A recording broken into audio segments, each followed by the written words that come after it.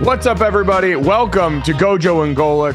Mike Golic Jr., Jesse Cofield holding it down in the Boston DraftKings studios here with us and filling in because my dad is somewhere right now driving through Oklahoma City in a van with my mom and younger brother is Jason FITZ, Yahoo Sports and Fox Sports radio host, kind enough to join us again here on the show. Jason, how you doing, brother? Man, sixth man of the year, right? Like, that's what I'm going for. I'm going for first guy off the bench. You call me, I come in, coach. I wear those pants that I can rip off at any point. I'm always game ready, stay ready, so you don't have to get ready. Rip the pants off, always ready to rip my pants off and come hang out with you. You don't really need to tell everybody how ready you are to rip your pants off. I'd worry with you in the breakaway pants that you just wouldn't have pants on underneath the breakaway pants. You might not have pants on right now. We don't know. I mean, can't confirm, can't deny. I won't. I want to keep the mystery here. Let's keep things suspenseful. Ooh. Okay. Oh, God, that's not a mystery I want solved.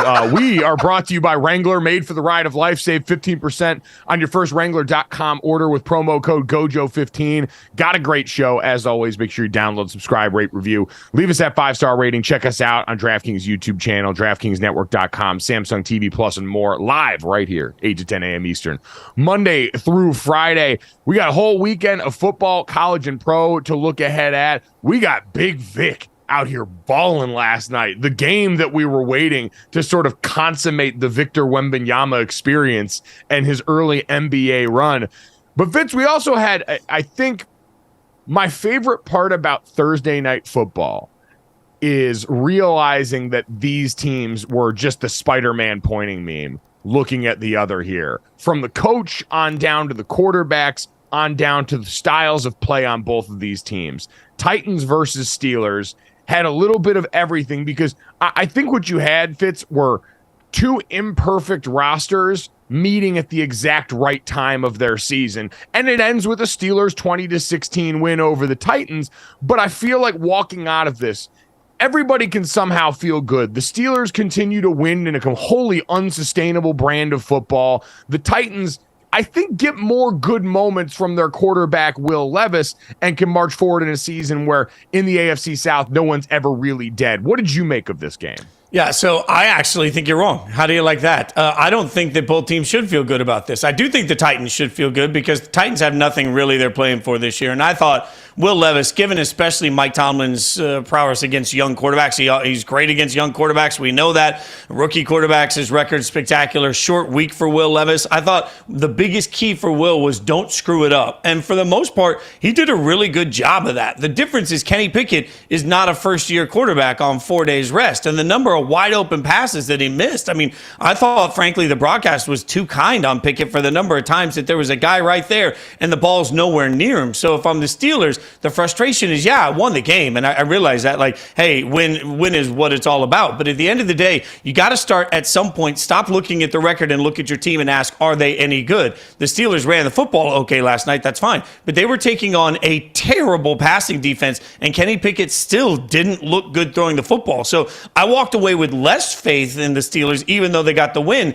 And if I'm a Titans fan, I walk away from it saying, hey, there's only one thing the rest of the year that's going to matter to anybody. That's Will Levis. He gets another game under his belt where he looks pretty good. Titans fans probably have a lot of hope right now. Yeah, he never looked overwhelmed, and I think that's what you were looking for in this game is, all right, when it got out of downs and distances, he was comfortable in. When it got into situations like the end of half, like the end of game, where you've got to drop back with everything on the line, how did it look in that spot? You know, you throw the interception to end the game, but at that point, third and a mile down near the red zone with a bunch of bodies dropped back there. Low likelihood of success for anybody, let alone a rookie trying to go and navigate that situation. I thought in a lot of the drop back spots, absorbing contact, he made some really competent throws. He still played with a bit of that fearless air that we saw, but we knew their game plan, right? You want to hand it off to Derrick Henry. You want to dump it off and try and run a lot of running back screens, get the ball to Tyjae Spears or Derrick Henry early and low in the low near the sticks, and then try and prosper from there. And so I think from the inception of the game plan to the execution from him,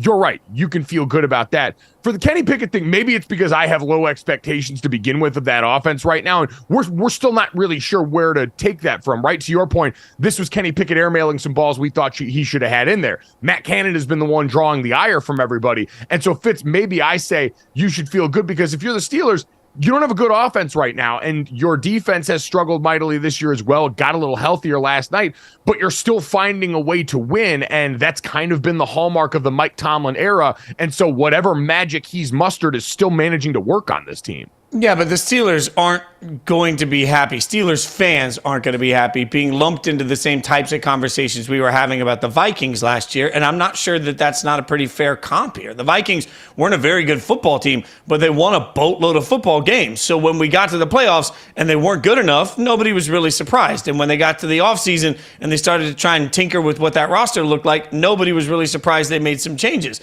I think the Steelers, the hardest part about their offense, you're right, but it's not Matt Canada's fault that, you don't get 2 feet. The Pickens didn't get 2 feet down in the end zone on a wide open touchdown. It's not Matt Canada's fault that some of those balls were high or they were behind or they were around. Like it's everything is still out of sync. And when you have Pickens and Johnson, who are supposed to, like as a tandem, look pretty good, and you got a couple of guys that as a tandem are supposed to be able to run the football, all you need is your quarterback to be okay, and you should be a pretty good offense. I can't figure out why they can't get the little things right. Like, the little things look difficult for the Steelers. So, yeah, it is a testament that they're winning these football games, but if this version of the Steelers goes to the playoffs, they're going to get absolutely trashed. Like, I'm not putting the Steelers in the same conversation right now as the Ravens or even the Bengals, who haven't won as many football games, but are at least to turn the corner in the way they look when you do the dreaded eye test for them.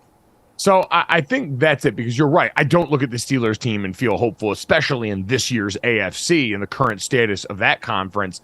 I don't look at them and see a playoff team, and definitely not a playoff team capable of winning multiple games. But I think there is something, and I'd be curious for Steelers fans as a fan base, of they're not going to go out and embarrass you. Like, they've managed to somehow keep this respectable despite not having a roster that I feel all that confident in. Now, Deontay Johnson getting back and scoring his first receiving touchdown for the first time since Ben Roethlisberger was the quarterback on this team is an insane stat, and something that made me smile last night, and happy for him also here. I mean, you've got all of that. Jesse, do we have a happy Deontay Johnson that we can show people here? Because you saw instantly the joy on his face, on his teammates' faces. It's one of those situations. Everyone's aware of those things, even if it's not explicitly talked about. You know, I'm sure Deontay Johnson in practice, when they're running plays that are designed for him down in the red zone, I'm sure he talks about it a little bit then or chirps through it, but it's not something that guys go out of their way to acknowledge, but everybody knows. Everybody's aware of something like that. And you kind of saw that joy last night, Jesse. Yeah, we have some Kenny Pickett on the situation and some Deontay Johnson on the situation. Take a look at this.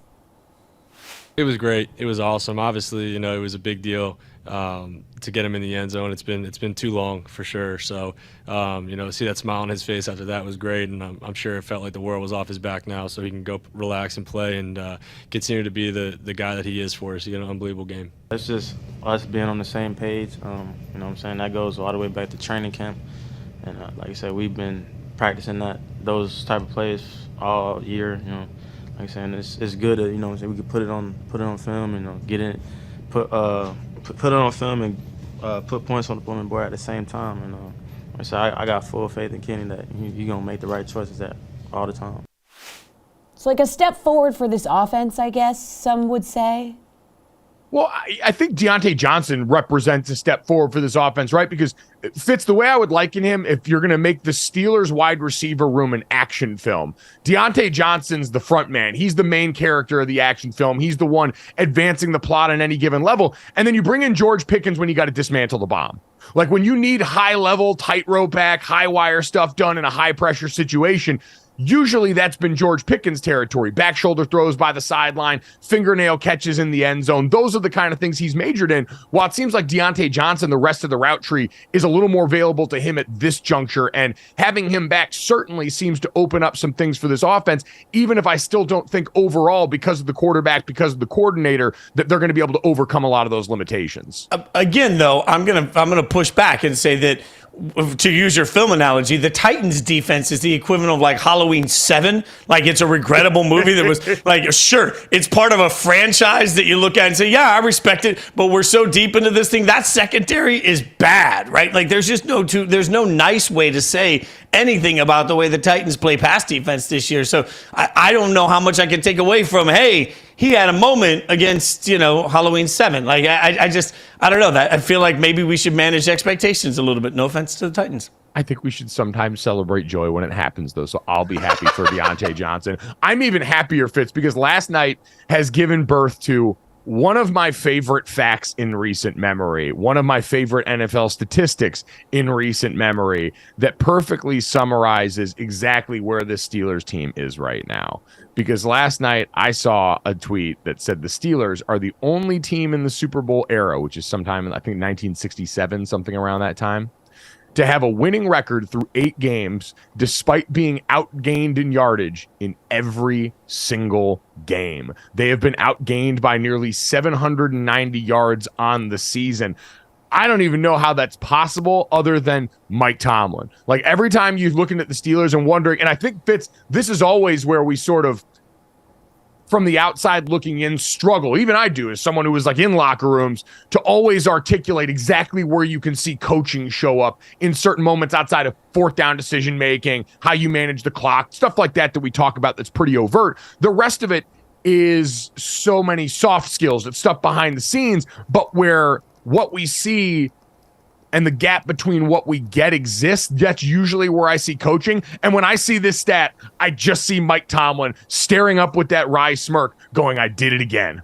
I feel like Tomlin's sitting in his desk at the end of the night with a glass of something nice. Like, it's really good. It's neat. There's no ice in it. There's no sugar in it. It's straight liquor. And he's got his feet up on his desk and he takes a sip and he looks out and he says, yeah, I did it again. Like, I am him. There is this moment of, rightfully so, because it should be pointed out also to that stat. We have a pretty good amount of respect, although they've had some injury issues this year, for that Steelers defense overall, right? Like, so to be that outgained and to be that out yardaged, if that's good, we're going to make that a term, through the course of the season speaks to how abysmal the offense has been, but it also speaks to the fact that, like, there's been times where the defense has been a little bit more susceptible to the yards, and they still win these games. Like, I am shooketh by this because I don't know whatever takes Mike Tomlin down. Like, Mike Tomlin is literally the guy that he's just sitting there, and it doesn't matter how many times you hit him. He just gets back up and he's like, nah, I'm good. We'll keep doing the damn thing, and I believe in that. So you're right. All I ever ask for is for a coach.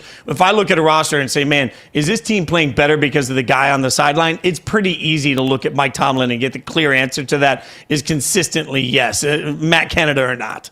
I think it is interesting that point, Fitz, because early in the season, as both him and Bill Belichick were watching and suffering through unprecedented failure in their terms, we were asking questions about both their long-term futures. And since then, we've seen the Patriots largely continue to struggle outside of, a little bit of recent success. But Mike Tomlin and this team, 5-3, well over 500 still, which has sort of been the hallmark of the Tomlin era, never finishing below that threshold.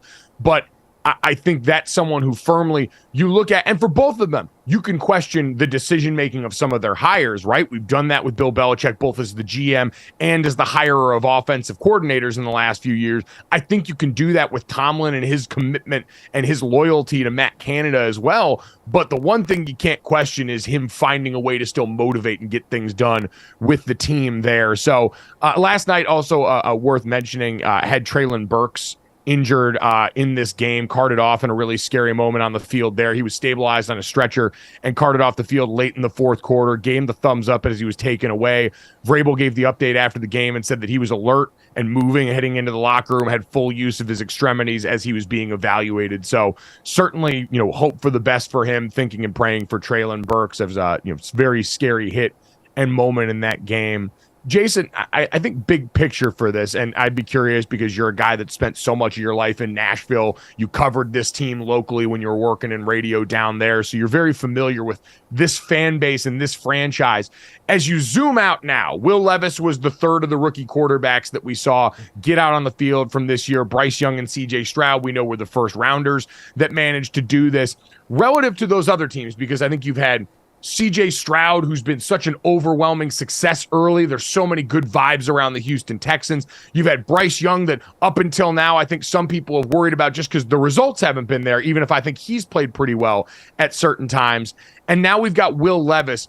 In terms of confidence each team should have in their guy, where do you put Will Levis in that conversation now 2 games into his NFL season? Look, I'm surprised at how well Levis has played. I'm the first to say that loudly. Covering the draft when he was drafted, I thought he kind of went in the right place. When you talk about second round, I thought that was actually pretty appropriate. And I felt like the evaluation of him from people I talked to around college football was a little bit off throughout the entire course of it. So I think it was fair to have some questions about Will Levis. This fan base, I did a phoner yesterday for 102.5 The Game on ESPN Radio in Nashville, and the fan base has no questions about Will Levis. But that's what's interesting about Titans fans. We all have that friend that 3 dates in falls in love, and then like a year later, for no good reason, is no longer in love. Like, I've watched the Titans do this. Titans fans fell in love with Mariota until it just wasn't good enough, and then they absolutely hated him. He's the worst. Get him out of here. So they fell in love immediately with Ryan Tannehill because they were like, finally, we have a quarterback. And like, Tannehill's great, but then he has some playoff success, so they fall out of love with him. And now Will Levis comes in and boom. So they are that person that like they get into the relationship. They're a little tired of the relationship. They find something new. They fall wildly in love. I do think, though, Will Levis has given the fan base a ton of reason for hope. The way he has played the first couple of games has been shocking to me because he's been so in control. I thought last night it was a strong signal that he found the blitzer so many times. Even the Amazon broadcast was struggling with their AI to figure out who was actually going to come sometimes, and Will Levis wasn't struggling with that. So did I love some of the play calls? No, but I loved his ability to maneuver and get the ball around somebody that was right in his face. The game never felt like it was too big for him. His internal clock felt right. Like, if I'm a Titans fan, I'm excited, but I think that's probably pretty warranted to be that excited. So it's only 2 games in, but this is the problem, not just with the Titans fans, but Mike, you know this, with every single fan base. You see one, like, I'm a Raiders fan. Aiden O'Connell plays 1 game and everybody's like, get rid of Jimmy. Aiden O'Connell's the future. Like, okay, we take 1 game and we make somebody the next Jesus or the next devil. It doesn't matter. After 1 game, we do this all the time. So I keep saying with Will Levis, like, I don't know, maybe give it like, I can't get 3 years, which is what I think it really takes to evaluate a quarterback. So maybe just give me 4 or 5 games. Yeah, I think that's fair, and I think that's why last night was so fun, because it was a continuation of, it was in addition to, we were gonna, I thought, see him play a little bit sloppier football, especially against the defense that can have still some of the playmakers Pittsburgh has. And we didn't see that show up necessarily. And that to me was the most encouraging. It was on a short week. It was all these factors that we know should have been working against a rookie quarterback. And instead what we got was 22 of 39, 262. And while he took 4 sacks in this game, which we know young quarterbacks, especially, a little bit more inclined to hold on to the ball some. I didn't see all of the sacks specifically and can't recollect them right now, but I won't blame him for all of them. What I will say, Fitz, is he does understand the assignment is I need to keep the right people happy, because when you go down and you look at the way that things have been targeted, and we obviously know last game it was 4 touchdowns and a bunch of them going to DeAndre Hopkins, who had probably felt like he was trapped in football hell. And you look down the sheet right now, DeAndre Hopkins, the overwhelming leader in targets in Tennessee Titans receiving, with 11 targets on the night. Now, only translated to 4 catches for 50 yards because DeAndre Hopkins has always been a contested catch guy, and he was going to continue to be a contested catch guy. And so Will Levis smartly is throwing a lot of balls up to him and seeing what sticks. More snuck last game than this game. But you look after that, the next closest is Tyjae Spears then. Like, it was, hey, I'm going to throw the ball to DeAndre Hopkins, or we're going to have a screen set up for one of these running backs and we're going to make it work. That is a trend, though. If you look at it through the course of the beginning of the season for young quarterbacks across the league, they zero in on their best receiver because that's going to be the easiest thing to do. And if that's not there, they take the check down. Like, that is a real thing. Again, I'll go back to Aiden O'Connell a couple of weeks ago. In his 1 game, he targeted Devontae Adams 13 times. The next targeted player was Josh Jacobs with 11. After that, it was like 2 to somebody else, right? So if you look at what's happened so far for Bryce Young, what is he doing? He's got a receiver he likes. He's going to target that one receiver over and over and over. He happens to be 33 years old and we thought was a little bit broken coming into the season and apparently still got it. Yeah, well, as somebody that has him on my fantasy roster, I'm happy that he's still got it. But that's what young quarterbacks do. They got one receiver or a running back. Yeah, and you know what? Simplifying the equation is something I'm always in favor of with rookie quarterbacks, which is, again, I give Mike Vrabel a lot of credit for looking in the situation, understanding exactly what it needs at this juncture. Because for Titans fans, you're right. He is the metric for success or failure. He's going to be the interesting point going through the rest of the season. And for the Steelers, you get to take solace in the fact that you have essentially become the Iowa Hawkeyes of the NFL. 3 words, Hawkeye pride. Coming up next, let's let Jason Fitz get some things off his chest about his beloved Las Vegas Raiders.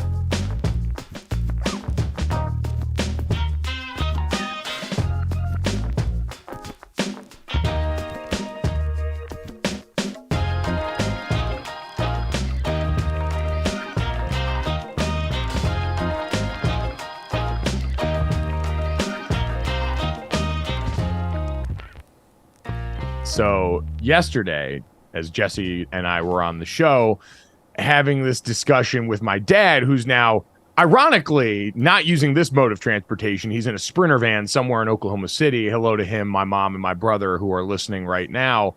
We had a discussion that I saw Jason Fitz just dive right into.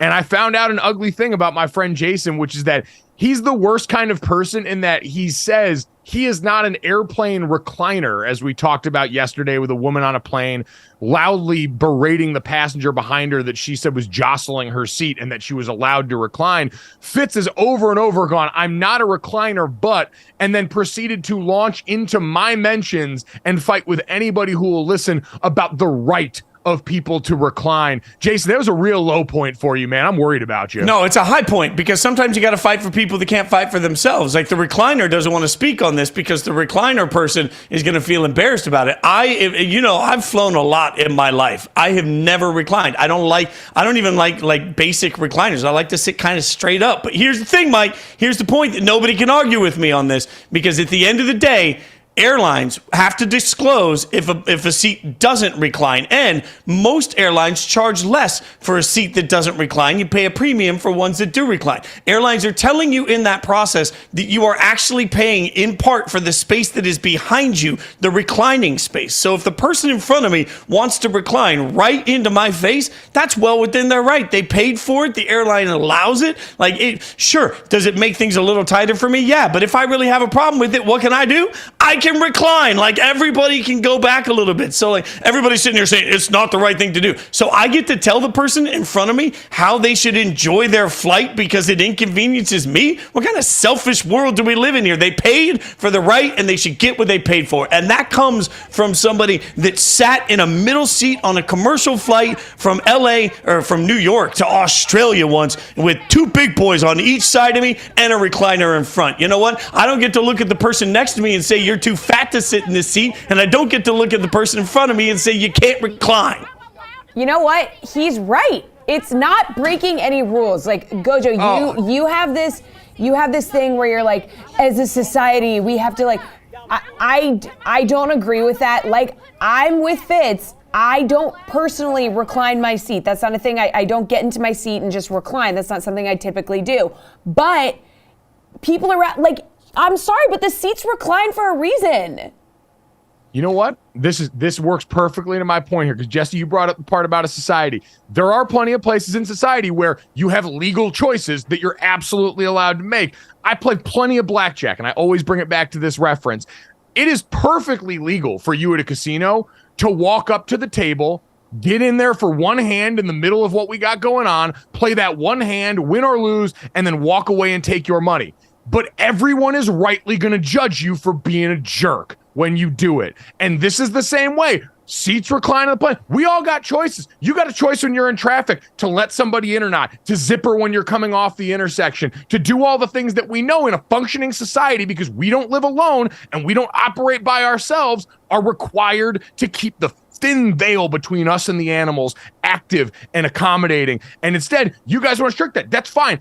The seat reclining option exists to give everyone a choice. Am I going to think about the other people on the plane with me, or am I going to think about myself? And we all get to make that choice, and I get to judge accordingly. You're right. You're not going to go to jail for this. It's like freedom of speech. You're not going to go to jail for this. No one's going to tell you can't do it, but we're all going to judge you, and I reserve the right to do that. But Mike, let me phrase it this way. If you are sitting, because you're a Golic, if you're sitting at a fancy blackjack table, right, that costs more, and one of the rules of that black, you paid in your buy-in, and they were like, hey, you can play for one hand, but here's the way this table rules go. Here's how the rules go, and here's how much money everybody's got on stake. I can't just walk in and suddenly join that. In traffic, if I paid for a very specific lane and somebody wants to merge in that didn't pay for that lane, am I letting them in? Hell no. There's no way. You pay for the opportunity to recline your seat. That is an undeniable fact. It is part of what you bought. So you got to let some, and look, you're big, you're tall.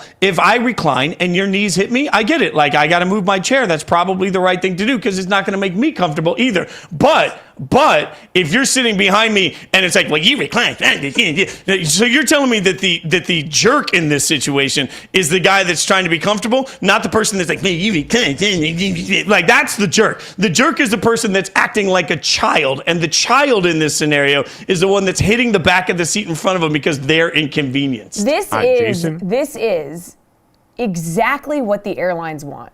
We are fighting with each other about the 100%. ability to recline our seats, and the airlines are making the seats smaller so that they can cram us into the tube like sardines, and they can make a couple extra bucks on shoving an extra person in there, and they've created this scenario. I wouldn't be surprised if some of these people on the internet are bots created by the airlines. Created by the airline. Yes, this is big airline propaganda. They want us to be infighting so that we don't see what the real issue is. Jesse, you're 100% right. But that being said, we can't change what the airline is going to do. We are at their mercy, for better or for worse. And that means we need to take care of each other. And part of it is that exact same situational awareness that Jason described. There are certain situations where, if you got a little kid sitting behind you who's not going to feel the heat of that, or a person that's like Jason's size, that's fine. But if you look back and see a hoss and all of a sudden you're reclining into his airspace there, it's your right. But you realize you're just actively making someone else's life much worse. And as someone who, again, listen, Jesse, you and I played team sports. You know what it's like to put somebody else's safety and well-being into your hands and say, hey, I'm going to go out here and operate with a teammate in mind. Jason, you played in a band. I'm sure you didn't go out there and play your little fiddle like you were the only one on stage. You were a band director. You had a team to take care of. You didn't think selfishly like this right now. So that's why I'm disgusted that you're putting this on tape for people. But you are saying this, you stand by this, but then you also think that you can take your shoes off on the airplane and have your toes out in the middle of the airplane. No, So, I would never have my toes out. I would have my socks tucked in shame on top of my shoes under the seat where they can't be seen. I'm just saying. Wait, your fat guy feet swell is not our problem. Fat guy feet swell in an airline is definitely not our problem. Right, so I'm saying like you're having a hard and fast rule about one airline thing that people regularly post on the internet about this is gross, this person took their shoes off, but you stand by that behavior, but not this behavior. Mike, I can tell you, though, there's an easy way for you to never have anyone recline. Like, there's a very simple situation. Everybody goes to punch the back of the seat. I'm just telling you right now, if you, Mike Golic Jr., are sitting behind me and I recline, and you simply lean up right next to my ear and whisper, hey, feel free to recline anytime you want, I'm going to move my seat back up. You could handle it with that, just a creepy whisper. Bam, seat goes right back up front. Like, maybe you should master the creepy whisper, and then all of a sudden the person in front of you isn't intruding in your territory. Does this happen to you regularly, GoJo? Do people recline into you? Yes, very regularly. Really? And I'm someone who's much more comfortable sleeping with my head forward than lying back, which is also part of this and why I war so hard against this. But Fitz, I'm not going to get myself arrested or added to some list that requires me to alert people when I move into their neighborhood by creepy whispering in strangers' ear on a plane. I'm probably going to avoid that advice. I'm just going to keep doing what I do, which is jamming my knees comfortably into the lower part of the seat so that they look confused at the button why their seat's not reclining. It must not work for some reason, knowing full well that I'm the reason it doesn't work. And then I'm going to sleep soundly knowing that I thwarted at least one person from making someone else's life a little bit harder. I'm gonna wait till you fall asleep and then just keep rocking it back into your knees to wake you up. I'm sorry. Mike doesn't get his plane nap. I'm a very sleepy boy and I need my plane nap. I don't know what to tell you. I am surprised that people recline into, I will say, because if I were to see a big person behind me, I would not do that. I don't find reclining to be comfortable as a basic, every time I try to recline, I'm like, this doesn't feel as good on my back. I'm going to sit straight up. Also, I'm a window seat guy because I like to be able to sort of lean into that little pocket and avoid contact as much as possible. Are you a guy on a morning flight that will leave the window open then in the window seat? No, the first thing, and I don't care if I got a kid next to me, the first thing I'm doing is I'm shutting that window down. I don't want to see the sky. I don't want any of that light. I don't want it reflecting on my screens while I try and watch or listen to whatever I'm doing. I get into my little cubby, I close the window, and I come all the way over, which is why I get mad when I got like one of those spreaders, that's sitting there like making sure their knees are a mile apart and they're just taking both armrests. And I'm like, dude, I have consolidated myself into this space. Leave me alone. The definitive list of the worst people at the airport is in the works and coming. But coming up next, I guess we will actually get to that thing we said we'd talk about where Jason Fitz gets to rant about his Raiders and maybe a look at some young quarterbacks around the NFL next.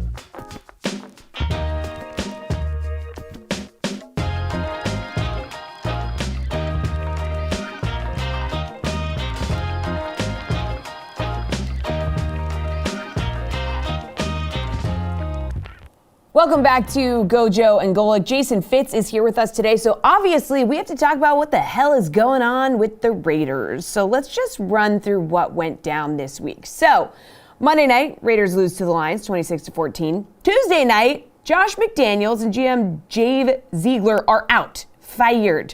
Antonio Pierce named interim coach, Champ Kelly named interim GM. Now Wednesday, OC Mick Lombardi's fired, QB coach Bo Hardigree promoted to OC and play caller, and then QB Aiden O'Connell named starter. And after a tumultuous week, to say the least, Antonio Pierce is taking an us against the world approach here. We're playing a kids game. We're getting paid millions of dollars to do it. We're fortunate to play for an alumni base, a owner, a fan base that like live and die Raiders. Yeah. And when we walk in that stadium, it's got to be electric. And what I told these guys is, it's simple, man. Listen, who knows? I'm not promising we're going to go undefeated. I'm not promising, we're going to redo the record books. But I am promising you this. We're going to have fun doing it. And I know when you start having fun and you guys start believing in one another and they start really engaging in each other and believing in what the coaches are telling them and understand it's in their best interest and we are in this together, when you put the we aspect and us and team into it, it changes all that from the eyes. We block out all this outside noise because we're going to get some over the next, 72 plus hours. That is just us against the world. And that's our mentality going to be right now, us against the world. Raider Nation against everybody else. I mean, Jason, we just got to get into life as a Raiders fan right now. How are we feeling after this week and the Antonio Pierce speech, which felt a little bit, we were talking about this, GoJo. It felt very rehearsed. Oh, he had this one ready. There's no doubt, Jason. The question is, and to Jesse's point, did it work on you? To a certain degree. Let me say this. Last Thursday, so a little over a week ago, I was on one of our Yahoo shows, Inside Coverage. And at the end of the show, I said, guys, I'm going to give you a bold prediction. The Lions are going to absolutely destroy the Raiders on Monday night, and on Tuesday, Josh McDaniels is going to be fired. I made that prediction 4 days before it happened because it just has looked that bad. And if you're Mark Davis, you've spent the last month or so watching the Vegas Aces go on this beautiful championship run, and as you went up and down the strip for your parade for a championship, you were booed by fans that were chanting, fire Josh, fire Josh. So you think about what that feels like from an owner's standpoint. I just felt like this would be the week that Mark Davis would be sitting in the owner's box looking around saying, this doesn't work. That turned out to be the case, and that turned out to be right. There is a moment, though, for a couple of the players left in this locker room, namely Max Crosby. They've lived some of this with Rich Bisaccia. Remember, when Rich Bisaccia was named the head coach, everybody thought their season was done. They go on a run, and all of a sudden they find themselves in the playoffs. And Rich was just sort of one of those guys that the locker room got. So I do think that there is an element of a couple of the leaders in the locker room can say, hey, I've seen this before. I've done this before. I just don't know what I'm supposed to root for. Great, the Raiders go on a run. Are they actually any good? I don't know. Do they have a quarterback? No. So, the best case scenario for the Raiders is to lose every game the rest of the year and try and get Drake May or Caleb Williams. That is the best case. But also, it sucks to watch my favorite team get beat every single week. So I'm conflicted. I would love to see Antonio Pierce take this team on a run and see Devontae and Max, players that deserve to win football games, win at the highest level. But for what? To get 8 or 9 wins and be right back in this situation next year? If you have a miracle ending? So I don't know. I feel like I'm just sitting here looking at it saying a Jeff Saturday solution is much more likely. You win one for the Gipper and it's fun, and then you don't win again. Yeah, that's probably the right way. And I get it is conflicted because we talk all the time. Certainly the idea of tanking or intentionally pointing yourself even in that direction is so hard to palate as a player because, like you said, for Max Crosby and Devontae Adams, those are high-level competitors. Those are guys that have made their living, and they both really want to win. They're not just content cashing checks. We've seen Devontae's frustration. I can't imagine what it's like for Max Crosby, who's almost single-handedly lifting that defense every time they're out there on the field. There are very few single-man wrecking crews as potent as 98 wearing silver and black. It's remarkable. And so the notion to them's got to be incredibly off-putting that they would do anything other than that. And even as a fan, it's got to be tough. But Fitz, you're right. that's probably best case scenario, because while Aiden O'Connell was an awesome preseason story, and while he could have some moments here, we generally tend to see guys picked in this spot outside of the Brock Purdy situation.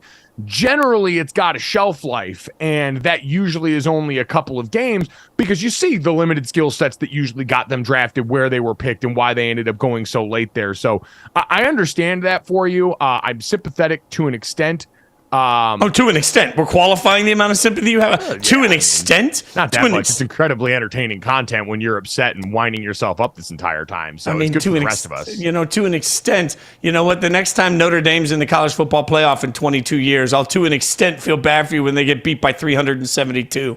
Yeah, it'll probably be like next year when they expand to 12 here. We're back, baby. We are back. You mentioned, Fitz, the idea of being in range of one of the good quarterbacks. I said the other day, I think the more and more we go along looking at a very deep crop of college quarterbacks, the two are really going to continue to separate themselves when people start studying after the season, and Drake May and Caleb Williams. And I know we've started to see more and more people, more and more of the draft pundits that cover this year round, being willing to say out loud, hey, Drake May might actually be better than Caleb Williams when it comes to how we think about them as Sunday guys. As someone who talks a lot about Sunday stuff and has obviously covered a lot of college football stuff with me and does so now, how have you viewed this? Are you surprised at all that we've arrived here just as the calendar is turning to November? I heard a comment made by somebody respectable a few months ago that after a great Caleb Williams highlight, there was a comment on social media of, that's awesome, but he's not going to have 10 seconds to run around and try and make a play against a bad secondary that's a bad defense,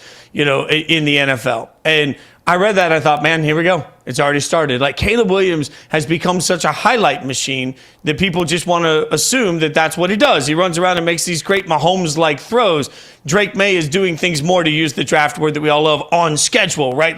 But I think that that's probably oversimplification on both sides of this. Like, Drake May has played pretty well. I'm not taking anything away from that.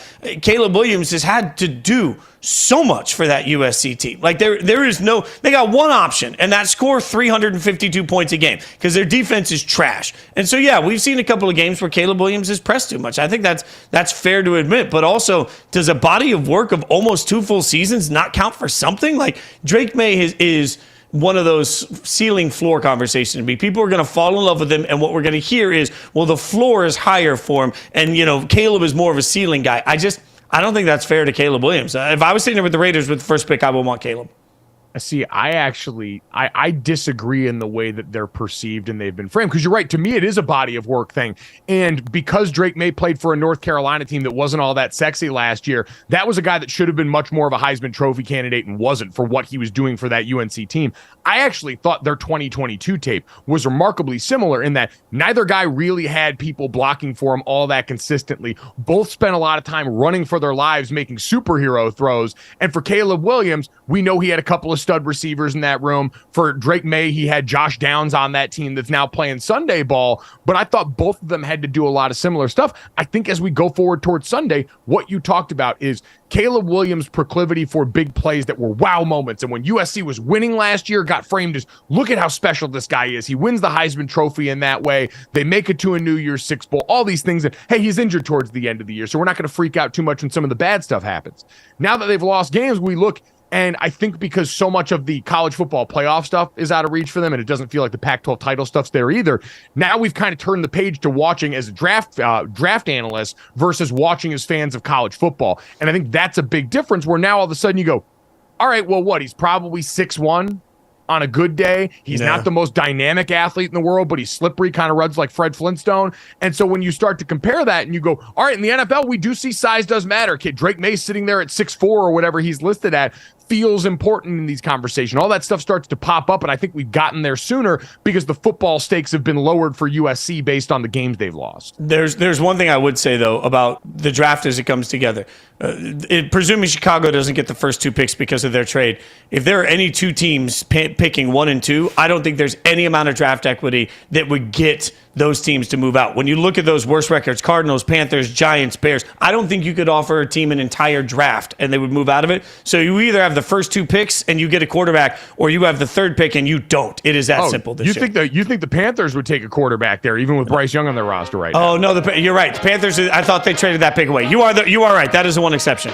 Yeah, I was going to say, I think you're right, though. For everybody else, it is quarterback at 1 and 2. Both of these guys, no matter which order, are the obvious choice. We'll get to another obvious choice next here on GoJo and Golic.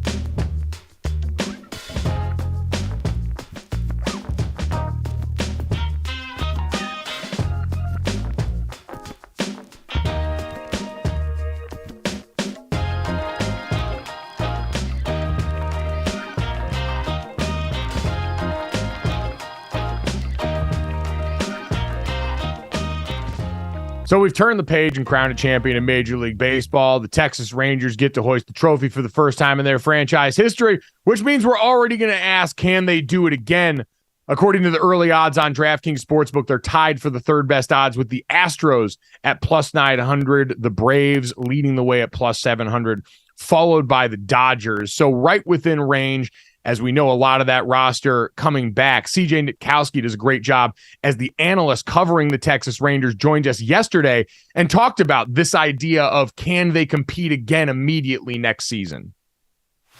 When you look at the main pieces, the lineup, there is nobody outside of Mitch Garver, of course, as the DH, that is not returning. And so you have that entire starting 9, or I should say starting 8 defensively in the field, and then most of your pitchers coming back. Now, there's some injuries there, of course, with guys like Jacob deGrom knowing he won't be back probably until at least August. But for the most part, this team is still intact. You can check out CJ hosting Loud Outs on MLB Network Radio, Sirius XM, 2 to 5 a.m. Eastern, Monday through Friday, and also his great podcast with Ryan Spielborg's Negative War, Positive Vibes, and a lot of positive vibes around that Texas team. A lot more positive vibes right now, Jesse, around another team in Texas, San Antonio. We had been waiting around. We had seen a little bit of it, but last night we got the full delivery. Our full shipment came in, all the stuff that we ordered right in one kit caboodle from one Victor Wembanyama and this Spurs team. Good Lord, he poured in 38 points, guiding the Spurs to their second straight victory over the Suns. Just absolutely balling out. Like you said, it's what we've been waiting for. Career high in points, shooting 15 of 26 from the field, 3 of 6 from 3. 10 of his points came in the final 5 minutes of the win. He added 10 rebounds, 2 assists, 2 blocks, 1 steal. And after the game, our boy was humble as hell. Every game is different, and it's already our third win, and we every game we try to find the spot where we need to hurt them, and today might have been in this way, and tomorrow it will be someone else, It's how great teams work, we want to be great, we need to play with everyone. Guys, it feels like he's coming along also at the right time because, the play-in tournament does tip off tonight. So, okay, here we go. Stella's finding his groove here. Man, let me tell you what. Much like when you had, I think the first year of the play-in tournament for the postseason was a year where you had the Golden State Warriors, and I think even the Lakers sneak into that. I know both have been in it, but I think year one, it might have been Golden State that worked their way in. And it was such a coup for Adam Silver to have this thing that you're trying to break in be the star of this product. And I know they had kind of set up this midseason tournament to definitely heavily feature the Spurs. And so if you get this version of Victor Wembanyama in this new thing that Adam Silver is trying to put out there, Fitz, it's going to work because we're now all in the mode where, especially after a night like that, Victor Wembanyama was already must-see fascination, but now the basketball has immediately become must-see television. Which is important, by the way, because, frankly, we're used to the NBA season sort of kicking off on Christmas Day. This year, they're going to be taking on a triple header of NFL action, right? So the NFL is sort of stomping all over that. If you're the NBA, you're already early in the season trying to make sure that people realize, hey, we're doing things different. There's something to pay attention to. The load management conversation coming into the season was part of that. Now we have the play-in tournament. And then you have a player that is, frankly, not only is he beautiful to watch, but also it just feels like he's light years ahead of where somebody his age should be in his ability to handle this platform. I said it when he was drafted to the Spurs. I thought it was perfect because he went to a situation where he could sort of develop around people that could help him develop into the superstar status that he's going to have. I just haven't felt necessarily this great need for that development, right? It is amazing because what the NBA has here is a gift that's going to keep us paying attention to the Spurs. This is, I can't even find the NFL equivalent of what it would be, but this is a franchise that otherwise wouldn't be on this show, otherwise wouldn't be in the national attention. We wouldn't be talking about the Spurs until just near the end of the season when it would be, well, what's Pop doing and how's it going and is Pop going to stick around? Those would be our questions. And instead, the Spurs have put themselves squarely in the spot where they are going to constantly be the conversation because he's a superstar. And when you watch him play, not only is he a superstar, but he's a superstar that plays the game different than anything we've ever seen. So it's it is must-see TV because it looks different. This would be the equivalent, and this is recency bias to the fullest, but if all of a sudden you handed one of these next generational quarterback prospects to Mike Tomlin in Pittsburgh, if you gave a franchise that has this historical cachet, a coach that we all love and respect and view as one of the best around the league, a generational prospect to mold. And you're absolutely right. It was the perfect fit in marriage. We talked to PJ Carlissimo yesterday, who said everyone he talked to said what you've seen on tape, you're going to be even more wowed by how mature he is, like you talked about. But man, seeing the basketball stuff last night, it was the Stephon, this player has everything. And from going up and under and doing the Dr. J where he goes under the backboard and then lays it in, the moment that cemented it for me last night where I just cackled because this game came against the Phoenix Suns, a team a lot of people are picking to win the Western Conference. A lot of people are picking to win the NBA title this year with Kevin Durant and Devin Booker and Bradley Beal all out there. Kevin Durant has so famously been the cartoon on the perimeter where because he's 7 feet tall, we've watched him pull up and hit shots over dudes where they go up to contest and they're nowhere near it. I saw one last night where Big Vic did a little give and go and ended up with the ball somewhere between the elbow and the actual baseline, and he turned and faced the basket and shot with his elbow up over a guy's head. And I just thought, we've even upgraded the Kevin Durant model to where now this guy is going to turn and have access to the basket from everywhere on the court. And with that kind of stroke and the kind of confidence that he's clearly already displaying, I don't know what you're supposed to do to stop it once the engine gets fully revved on this. I was actually thinking about you when I saw some of the pictures of him coming through at the beginning of the year through the locker room. Because I remember the year that we went to Duke, North Carolina, the shoe blowout game for Zion, and we were doing hits at the time for the morning show, and we did them, and after one or two of these TV hits, somebody came in and said, hey, we got to get a box for Fitz to stand on because like they're just disproportionately. And I was like, well, y'all see us walk around every day. You should know I'm 5'9". Mike is not. Like, this is a pretty easy thing to figure out, right?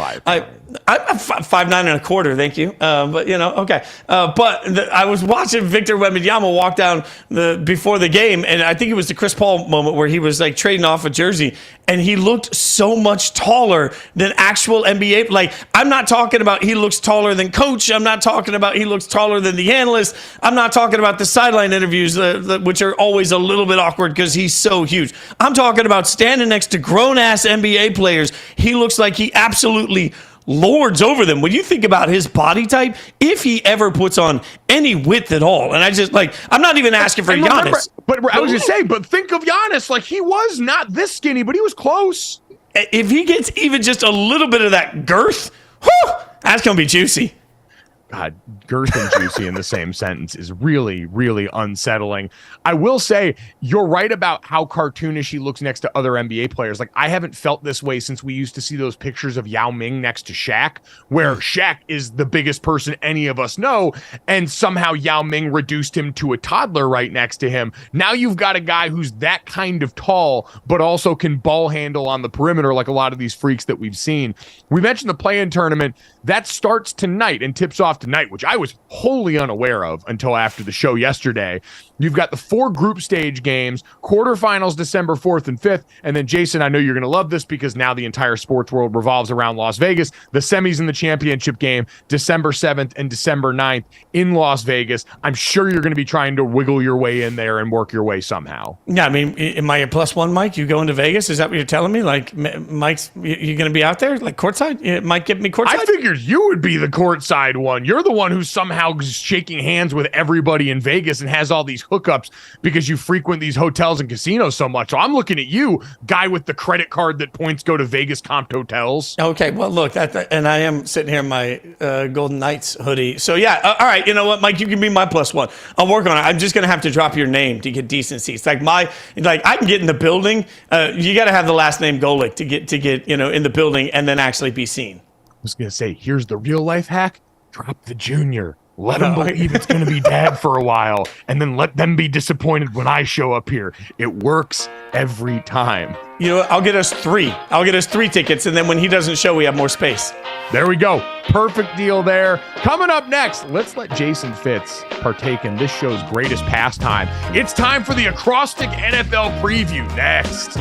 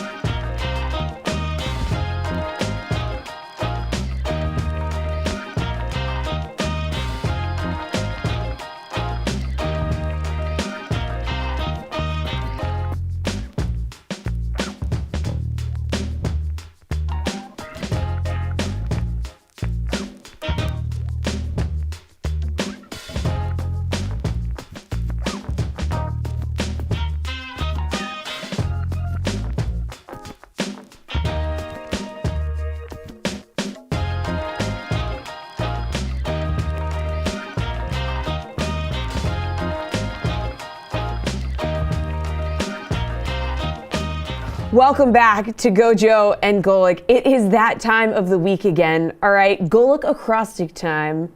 We are ready. We are excited. And FITZ is getting his first taste of the acrostic and what goes along with it. He might have to Google acrostic as we do every single week. But here's what we have for week 9. G is for Germany. We thought really hard about that one. O is for old-time rivalry, Cowboys, Eagles. L, late night matchup, Bills, Bengals. I, injured QBs. And C, crowning the beak of the week, Seahawks versus Ravens. And now it's the moment we've all been waiting for. I brought my stupid hat for this. It is poem time. Okay, so G is for the Dolphins and Chiefs in Frankfurt. O is for the Cowboys taking on Jalen Hurts. L is for the Bills and Bengals in prime time. I is all the backups who get their chance to shine. C is for crowning the beak of the week. Now let's toss it over to the guys for the knowledge you seek. Gentlemen, yes, we did it. Here we go. We're starting with G. Okay. You know how it goes. But yeah, the hat is here and it's glorious. I was really excited for this, Jason. This has become a weekly feature for us. I didn't know what did you know what the term acrostic meant? You were a guy that was a songwriter for a long time, so I don't want to. No. You didn't know? Okay. All right, perfect. Googled it.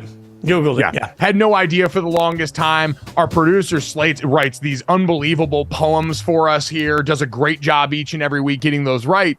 And so that was ultimately leading us to Jesse's hat. She had been teasing this for weeks as she wanted to go out here and read the poem. For anyone listening on the podcast audience, and Jesse was absolutely right about this. If you Google basic white girl hat, this is the first thing that comes up. It is Lainey Wilson's favorite hat. It is the one that you're most likely to see. And so if you just picture in your mind basic white girl hat, I think it's like if you say the name 3 times, it'll appear in the mirror. Yeah, and I actually have more than one of these, so it's embarrassing. Well, you can't have. I'm gonna have to get one because I feel like most of the time my diet or my Starbucks is basic white girl, so I feel like I need to add the basic white girl hat when I walk in and get the pumpkin spice whatever that's happening that day. Like I'm in on this. They actually would start making the pumpkin spice latte for you when they saw you come through the door in this hat. They don't even ask. I think if I walked into like a coffee shop in East Nashville, like it wouldn't even be looked at twice. They'd be like, oh yeah, there you go. It's got that like basic white girl meets a hipster vibe. Like I'm all in on this. Absolutely. 100%. You get your PSL inside the Starbucks Christmas cup and all is right in the world all at once. Let's get to the acrostic now. As Jesse said, the G very easy this week, Fitz. We've got early morning Sunday football between 2 actual good teams right now. I think quietly one of the funniest parts about the overseas games is that all of the non-London spots tend to get some pretty good matchups recently, and we keep exporting London the Jags, which, shout out to Emerson America. But that's trash. That is total. This game being in Germany is an abject disaster, and it's trash, and it's a terrible move by the NFL. Because why is it trash? Is it because London's not getting this good game, or is it because it's such a good game it shouldn't be abroad to begin with? Because Tyreek Hill sat here and talked his talk all summer long, and now he doesn't have to walk back to the very playground that he talked about. Like the Chiefs, of all teams to lose a home game, it's the Chiefs that lose a home game against the Dolphins, which is meaningful in the playoff standings. Shouldn't be a neutral site game. It shouldn't be at a jacked up time for any of the teams involved. Tyreek then talked this summer about how he's never played with the quarterback more accurate than the one he's got now. He doesn't even have to go face the very crowd that he was throwing passive aggressive shade at in this process. Home field advantage would matter in this game, but there will be none because they're in Germany. Why are we so worried about growing the sport globally that we're not worried about something that actually impacts the sport this year? And that would be home field advantage in this particular game. This is trash. It's a terrible move by the NFL. It's money. Come on, baby. You don't got to act like you don't know what's going on here. This is about the money. We got to sell this to the Wiener Schnitzel crowd over there. Yeah, well, okay. A, do we need to sell this to the Wiener Schnitzel crowd? And B, if they really were just worried about the money, you could have put this game in a college stadium somewhere and filled it with 120,000 Epic fans. Like you could have buried this game over in Tuscaloosa. College fans are going to watch though. You want German fans to be watching football. All of a sudden, have them tuning into some weird. You want to have them watching Titans Steelers on Thursday Night Prime because for some reason they got into the NFL through this game. You mentioned the Tyreek Hill of it all, Fitz. I thought this was interesting as we've talked about the difference in these two teams. Now you get the top passing offense in the NFL going against the number 2 pass defense in the NFL. Overall, what the Chiefs have been able to do with this defense completely remaking it in the last couple of years. Steve Spagnuolo at the helm, who, when you look around, is really going to be one of the only guys in a pivotal position manning this defense that has experience going against Tyreek Hill on that team. So many of the guys in that secondary are young players that came on after Tyreek Hill went over to Miami. That's most of this group. And so how do you see this matching up, Fitz? Who are you picking in this game, as I believe the Chiefs are a slight favorite? I have trust issues in this game because I don't trust the Chiefs offense anymore to be able to go out and just do whatever they want. Things have looked off all year, but they're taking on a bad defense. Against the pass particularly, I think they can take advantage of Miami. But Miami can't beat anybody that's any good. So I have trust issues on both sides of it. But I also kind of look at this and say, my God, if not now, then when for the Dolphins? I think the Dolphins can even, look, you can make a plan all day for Tyreek. That doesn't mean you can actually shut him down. Tua's playing incredibly well for the most part. I think there's so much on the line for the Dolphins here. I like them in this game, but the crazy part about it is I'm at this spot where I don't trust the Chiefs offense right now to go out and just be able to score on anybody from anywhere. And when's the last time we said that? I mean, their points per game are down, 6 points this year versus last year? It hasn't looked easy. It hasn't looked effortless. Mahomes is still Mahomes. But man, if either Mahomes or Kelsey's even a little bit off, they're beatable. So I think the Dolphins win this football game. I actually think the Chiefs win largely because the version of Mahomes we got last week, battling the flu, 2 interceptions, gave a fumble away. Like, those are things that we see every once in a while from Pat when he's put in a spot and presses too much, but I can't see it happening multiple times, especially with this Dolphins defense where the Chiefs run game becomes a little bit more viable in that. The stat that's interesting, because everyone wanted to do when you remove Tyreek Hill, hey, that Chiefs team still won the Super Bowl last year, but this season I think more of that's come to light. Tyreek Hill has 1,014 yards receiving right now, leads the NFL and has him on pace to be the first 2,000-yard receiver in league history. The Chiefs' entire wide receiver core has 1,185 yards. So Tyreek Hill almost matching the entire Chiefs receiving group by himself at this point. Obviously, that excludes, I believe, Travis Kelce, who's their actual number one receiver on that team. But I go Chiefs. I think that pass defense does end up being the difference. And right now, we're still waiting for the Dolphins' offensive line to get healthy enough. I think we've seen against the premier opponents, that's been the difference, is you've been able to affect Tua Tagovailoa's timing. And we know if there is anybody adept at affecting timing in a lot of different ways, it is Steve Bleepin Spagnuolo, one of the defensive coordinators who's been the best architects of that during his career. Jason, let's get to the O in this old-timey rivalry. Cowboys and Eagles, both teams at the top of the NFC East. And the Cowboys team has come out and recovered and won a couple of games since that debacle against the 49ers. But do you have, speaking of trust issues, any way and any ability to trust the Cowboys in this game? No. And the funny thing is, I'll throw my own hypocrisy under the bus here. Like, I'm talking about the Chiefs like they're broken and they've lost 2 games this year. I think we're doing the same thing with the Eagles at some point. Like, it hasn't looked as good as it did last year. Well, last time I checked, the Eagles are still 7-1. So the Eagles have gotten to that point where, frankly, they may not be as good as they were last year, and it doesn't matter. They just win games. A.J. Brown, absolutely uncoverable. This is really about, which wide receiver can take over, but I don't know how you stop A.J. at this point. I mean, it's not a matter of double teaming him. It's not a matter of triple teaming him. He gets his every single week. So if you're the Eagles, Jalen Hurts has had some moments early on in the season, and you've survived that. You're still 7-1. So I like Philly in this matchup. The Cowboys thing is going to be interesting because if they win, then everything is going to blow up about it. And if they lose, then everything's going to blow up about it. But if you actually just look at it and say, which team do I trust? I trust the Eagles more than I trust the Cowboys, especially because the Cowboys defense hasn't been the same over the last couple of weeks. They can get after the quarterback, but the rest of the defense, Well, I would say that's the thing, is this kind of offense is the perfect kryptonite for a Cowboys defense that, has a ton of great pass rusher bodies. You can do all that, but Philadelphia can live in ground and pound. Now, Jalen Hurts dealing with a bit of a knee injury like we've seen over the last few weeks, had to put the brace on in the second half of, I believe, that Dolphins game. That's a thing that starts to worry you, because whether it's his physicality as a part of the brotherly shove, a play which is fully changed the math in a football game around this Eagles team in a way that's got to be maddening, especially for a Cowboys defense that wants to get off the field, wants to get after you on third down. I do think that's something to monitor, but I'm inclined to take the Eagles and give the points in this game for that same reason. Is I do think right now they're playing a different version of football than everybody because of that play, and I think their offensive line still one of the best in the NFL, and the A.J. Brown thing has been sensational. Last year, you felt like you had twin stars on that team. This year, he's clearly superseding Devontae Smith, who's still a great player, but just cannot match the things physically every week that A.J. Brown puts on display. So I'm in agreement with you there, which means that's not fun. So we'll move on to the next version of this. Jesse, we have got the Bills and the Bengals in the late night matchup here. What do we got on this team? Yeah, Bills and Bengals, same field here where Damar Hamlin collapsed on January 2nd. Earlier in the week, vets Micah Hyde and Josh Allen talked about what it means to Damar, what it means to the whole team here to be back in Cincinnati this week.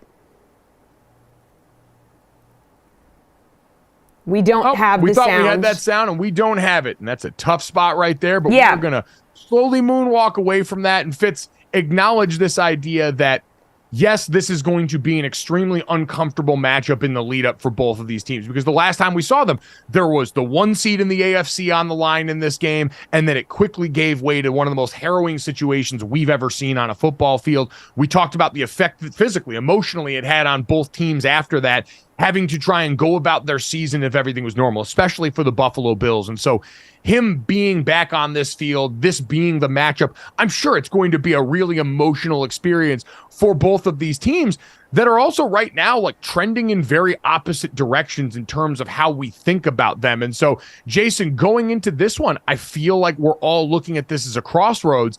And right now, I'm inclined to believe the Bengals can keep this going because Buffalo's been far too banged up on the defensive side of the football with so many of their key pieces. And this Bengals offense has been able to draft off the success of their defense as Joe Burrow's gotten healthier. I think the Joe Burrow getting healthier part of it is the most stunning to me because you don't usually get healthy playing, right? And we were talking about a calf injury and how bad it looked at different times where it looked like he was just floating the football, couldn't put any weight in that leg, and it just didn't look right. And then all of a sudden, through the process of playing more football, that calf gets healthy. I can't figure it out. I don't know what holy water he rolled around in, but it worked, right? And so now you get this. The answer to any mysterious recovery after Aaron Rodgers uttered this is now just dolphin sex. Bottled and listened to dolphin sex noises.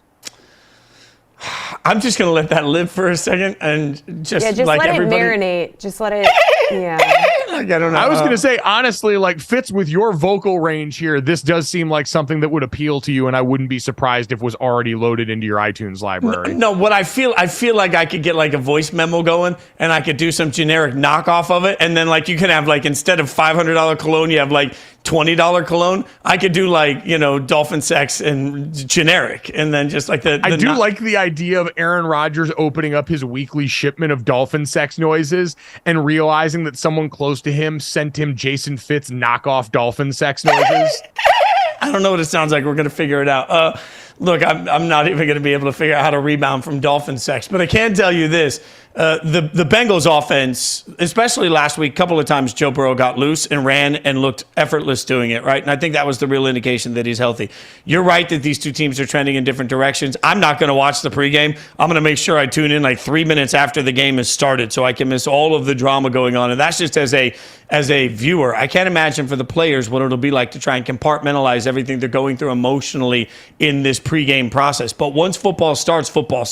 And now all of a sudden you got to figure out again how to deal with this Bengals offense that is going to be a problem for that defense. I think Jamar Chase and T. Higgins both have the chance to have big games in this one. I'm absolutely going Bengals. And the Bengals, by the way, they've righted the ship to the point that it would be very difficult right now if we were doing a power rankings for me not to put the Bengals well ahead of teams that have a substantially better record because it is finally all clicked in the last 2 weeks. It really has been exactly what we described as their formula for the last 2 seasons, where they would start slow, they would lose early. Joe Burrow wouldn't practice during training camp for any various number of reasons, coming off the knee injury, having his appendix removed, I believe, last season, and yet somehow they find a way to make it work here. And Jason, while we can point to Joe Burrow, who obviously is getting better and healthier, 283 yards, 3 touchdowns, his highest ever completion percentage in a game. Last week against the 49ers, 87.5% in an NFL game against the 49ers defense that, while has slipped some, is still a very good outfit. The key has been the name everyone's been talking about over the last week. It's Lou Anarumo, who I can't imagine is just going to be a defensive coordinator next year, as we already see roster churn on some of these head coaches starting to weave its way in. You got to imagine Big Lou is going to get himself a head coaching job, because over the last couple of seasons, there's good personnel on this Bengals defense, especially up front. Sam Hubbard, Trey Hendrickson, these guys, DJ Reader and company in there, that all definitely help. But Lou Anarumo is the architect of that defense, has been the reason they've been able to get by until this point. And so he's a name we're going to keep saying out loud as one of the few D coordinators everybody knows. Fitz, let's get to the I. Injured quarterbacks coming up this weekend. Let me read you the name of the quarterbacks that we're going to watch play. Jaron Hall, Taylor Heineke. We don't even know who's going to be out there for the Browns. Clayton Tune, potentially, for the Arizona Cardinals. Brett Rippon for the Rams if Stafford's thumb can't go. Tyson Bagent gets another start with Fields still out. Aiden O'Connell for your beloved Raiders. Gardner Minshew. Daniel Jones might be back, but if not, Tommy DeVito and his chain are waiting in the wings. Fitz, is this feel even more so like an injury churn at this position than usual in the NFL season, or is it just because it's this year and right in our face now? No, it's an injury churn that's unprecedented, and not just because I'm hanging out with a fat guy. I think this has so little to do with quarterbacks and so much to do with offensive linemen. Like former fat guy, we'll say it that way.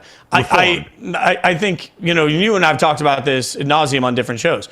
There are not 32 capable left tackles in the NFL right now. There are not 32 capable right tackles in the NFL right now. There are not 32 capable offensive lines in the NFL. And so what you have is a combination of quarterbacks that are getting, bad luck on injury, but also quarterbacks are just getting pounded because their offensive lines stink. And that's one of the weird parts of all of this is, when you start to look at how you fix this, we are obsessed with the quarterback position. But I've said this to you for years covering the NFL draft together. Like, if your team has the most boring draft in history, but takes some big guy in the first round that you've never heard of, and that guy turns out to be the right thing, that's the right move. There are 2 or 3 offensive linemen this year that are going to be top 10 picks. And when it happens, the broadcasters are just going to gloss over them because nobody knows how the hell to evaluate it. Those teams should throw a parade right now because realistically, you can put anybody back at quarterback. They're going to get murdered behind these offensive lines. So yes, it's incredible injury churn, but I think it also has a lot to do with the amount of injuries and the lack of good play at offensive line. I think we've definitely seen that show up in a year defined by defense. I think some of these injuries were more freak injuries, but it puts a lot of these teams in interesting spots. Obviously, the Vikings with Kirk Cousins and his uncertain future beyond this season. Justin Fields, a quarterback that they've seemed not sold on going back to last year, who they can't get on the field long enough to get a read on. It is made for a complicated bit of math for a lot of NFL teams going forward. Fitz, let's finish it off with the C. Crowning the beak of the week, the Seahawks and the Ravens. Another marquee matchup this weekend. Lamar Jackson, when his receivers catch the football, looks like the MVP of the NFL right now. Do you trust this Ravens team at this point? Yes. Look, I mean, they'll figure that out. There's too much talent there. Although you could debate that the talent just hasn't developed the right way. I mean, I got into this the other day with somebody. Like Rashad Bateman is a name that I thought so highly of coming in. And every year I think, oh yeah, Bateman's going to have a breakout year. And it turns out that maybe he's just sort of sus. Like maybe he's just like, meh, as a player. Like, so maybe part of this is I had too high expectations. But the way Lamar is playing, I don't know. And the way that offense looks, like I think we all knew it was going to take a few weeks for Monken to really get his feel as an offensive coordinator for this offense to come together. Guys are wide open everywhere. All they got to do is start hauling in the football. I believe that they'll get rid of the yips. They'll be just fine. The Ravens are a very, very legitimate Super Bowl contender to me. I think the most fun matchup of the weekend might be this Seattle offense that is getting healthy at the right times, right? We've seen DK Metcalf a little bit banged up. Tyler Lockett's been dealing with a hamstring. Both of those seem to be getting better. You've had the Jake Bobo experience there. Jackson Smith and Jigba, their first-round picks starting to come on. And, oh, by the way, Zach Charbonnet and Kenneth Walker in that backfield, also hell in a cell while their O-line gets healthier. Going up against the defense that leads the NFL in sacks right now, has Roquan Smith roaming the middle of the field, and friend of the program, Geno Stone, leading the NFL with 5 interceptions at the safety spot back there. It's as complete a defense as we have in pro football right now, going up against an offense with weapons everywhere. I'm excited. I think, to your point, both teams score. I'd expect the over to be in play, which has been like a rarity for the Ravens as of late in what could be in a weekend full of stellar games that start right on Sunday morning with that 9:15 a.m. Eastern kickoff. Rolling through this. Leave it alone, Fitz. Let the people enjoy their weekend. Speaking of which, coming up next, Jason Fitz and I have covered a lot of college football together. We got to talk about the CFP rankings earlier this week. So coming up next, we'll look ahead to some of the games that are going to influence the teams in the hunt for the college football playoff. All of that coming up here next on GoJo and Golic.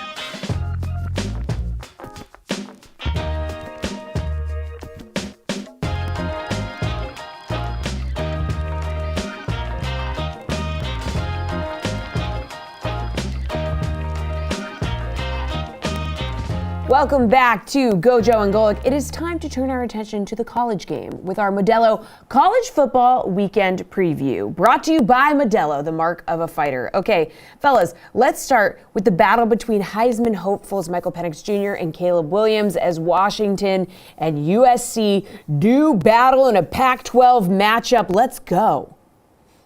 Yeah, in a matchup that we haven't seen at USC since 2015, by the way, which is wild, as the Pac-12 is getting ready to crumble and these guys will be future Big Ten opponents. Interesting there. Even more interesting, Jason, walking into this game where after the first round of the college football playoff rankings, Washington, the first team on the outside looking in based on their marquee win at home over Oregon. And since then, it's been tough sledding for Washington. No offensive touchdown against Arizona State the following week. And then even last week, really limping through a couple of wins.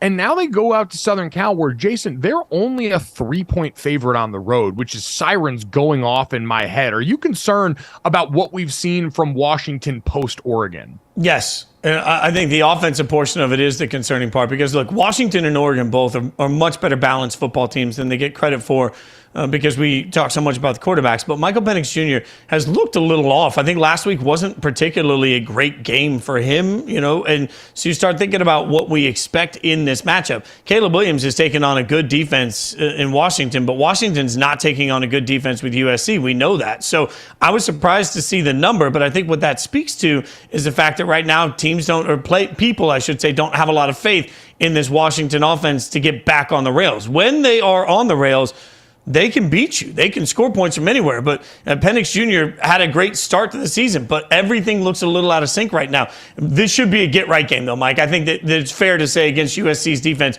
almost anybody can have a get-right game. Yeah, it's really strange to that end, Fitz, because it was the same thing I said for Notre Dame going into the USC game a couple of weeks ago. And I looked at that and said, this is a chance Notre Dame's offense post-Ohio State hadn't quite looked like its explosive self, a team that had been scoring over 40 points a game through the first quarter of the season.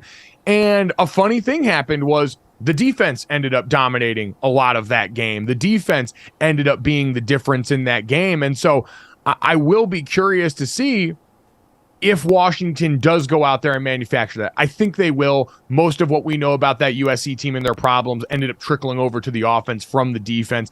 I do think Washington gets right in this game. I just think the USC foundation we've seen is too cracked at this point. I know this would continue to pile up losses for them, but in a year where we're seeing the same thing going on with Clemson right now, where they've got a chance to be sub-high 500 for the first time in, the last decade or so, I wouldn't rule this out for USC. I would absolutely pick Washington to get right in this game, despite some of the issues that we've seen for that team. Jason, let's go to the SEC. LSU at Alabama. LSU last year managed to win this game, and this was one of the wins that really jump-started the expectation train for Brian Kelly in Baton Rouge, where you end up going and playing Georgia in the SEC championship game in year one, and now all of a sudden in year two, we're coming in with national championship as the expectation, and it hasn't lived up to that in large part due to the defense. This is the top offense in college football in terms of yard per game and scoring. But how do you see them faring against this Alabama war machine that has all of a sudden gotten dialed back up again post-Texas? Man, here's the thing. I keep saying that Alabama's like the Undertaker. Every time I leave them for dead, they just sit up. And great ab strength, by the way, just sits up like that and bam, all of a sudden they're right back into the thick of things. I want to count Alabama out of this game, but it's hard to do because every single week that I've tried to do that with Bama, they've been wrong. Here's the thing that's weird about LSU. I mean, you mentioned how great their offense is. I don't even know why they put guys on the field for the defensive side of the ball. Like, it's just not doing any good. Like, the lack of defense at all, the lack of any attempt to – it's not like they can scheme anything. It's not like they can win any matchups. Like, defensively, LSU does not feel like they belong in the top 25. But their offense is so stinking good that it doesn't matter. So what do you do now when you're taking on an Alabama team that has actually found a lot of rhythm offensively? I mean, Milroe has gotten much better. He's been very efficient throwing the football. He's been good running the ball. We know that. So, like, this just feels like one of those games, kind of like the Tennessee-Bama game was last year, where every possession ended in a touchdown and whoever gets the ball last is going to win. And it feels gross to say that about, like, I think LSU-Alabama, I think 9-6, ugly game that everybody wants to forget. And instead, it feels like this one could be like 63-61. So that's the thing is the number on this game is 61.5. I think if that gets to the over, that's an LSU win. Like, that's how they're going to win. Alabama's this weird cognitive dissonance in the fact that they're winning games because their defense is still Saban standard defense, but their offense has not exactly gone to that ground and pound style that we've been expecting. It's about hitting big shots at the right time for them. I wouldn't say I trust their downfield passing attack consistently. Isaiah Bond and Jermaine Burton are great players. They're great athletes. They've got a shot. But it's been, all right, they've hit it at the right time. We know this LSU secondary has certainly been beat up, not nearly at full strength. So I think there's going to be enough opportunities for that. And I think this Alabama defense against some high-powered offenses has shown what it's capable of. And so I think if this stays south of the number, that's the success, and that's the formula for Alabama at this point. By the way, I picked LSU to win this game, mostly because I think I'm just in this spot where I think great offenses somehow beat great defenses in college football, all things being equal. So if I'm going to presume that offense for LSU is going to show everybody that Alabama's defense is very good, no doubt. But it's easy to be good against some of the teams that they've beaten along the way, like some of the inept offenses. LSU is not inept. LSU is going to be able to put those points up. So the question really becomes to me, can Alabama get to 30 points? I think they would have to get to 30 points to win. To your point, I don't think they can do that. So, yeah, I'm taking LSU in this one. Yeah, and this is certainly, a much more grown-up version of the offense. Alabama went out and got that great win against Tennessee where their defense really jump-started that party, especially in the second half here. Joe Milton, we know that hadn't fully come together, right? Tennessee had been a great rushing team, not necessarily a great passing team. Jalen Daniels going to be a much steeper test, and for great pass rushers, right? When you've got Dallas Turner and Chris Braswell, who are both, I think, 8 and 7 sacks respectively on the season, having to rush against a quarterback whose legs are a lethal weapon, kind of takes some of the sting off guys at certain points. We'll see how that matches up here. Jason, let's get to the last game on the slate. And for both of these ones, we talked about the college football playoff rankings. Washington sitting at number 5, important for them to keep pace. Alabama still controls their own destiny with the one loss on their schedule at this point, being ranked inside the top 10 and having a clear path to play Georgia or whoever comes out of the East in the SEC championship game. We know the likelihood of a one-loss even SEC champion being left out pretty low. But the other game that's going to help determine that is this weekend down in Athens. I'm going to be on the call for this game, so I can't make a pick in this one. But number 12, Missouri heads to now number 2, Georgia, according to the CFP rankings, with Ohio State at number 1. Fitz, Eli Drinkwitz, Brady Cook, this team have been a great story so far this season. Do you see it having a continued happy ending here in Athens? No, and I think this is finally the spot where Georgia can show everybody. Georgia can shut me up, specifically shut me up, because I feel like every week I've come in and said, great, who's Georgia playing? Like, great, and Georgia looks awesome against who? Like, that's been the argument over and over and over again.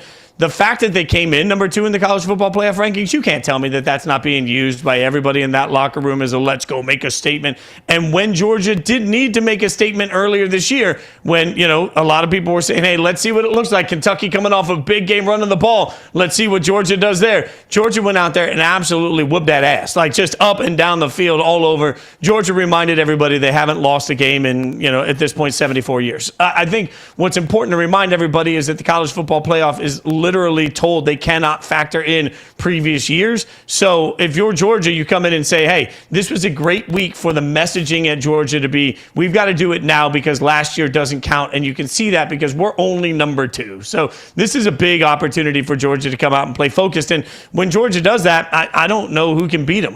There's never been a question for me that Georgia's the best team in the country. My question has been, have they shown that in a way that can make it okay to vote for them as the best team in the country? This week, they do that. They get a big win against Missouri, I think. And we're going to find that out. Kentucky, who they played before, no longer ranked in the CFP.